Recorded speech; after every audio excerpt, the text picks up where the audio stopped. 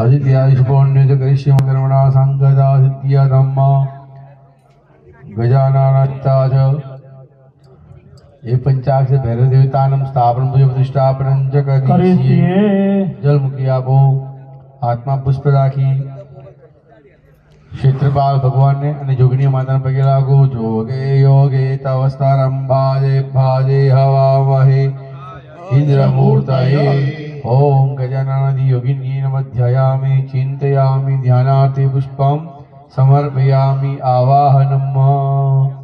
चलो डाबा हाथ में चोखा राखी आपो।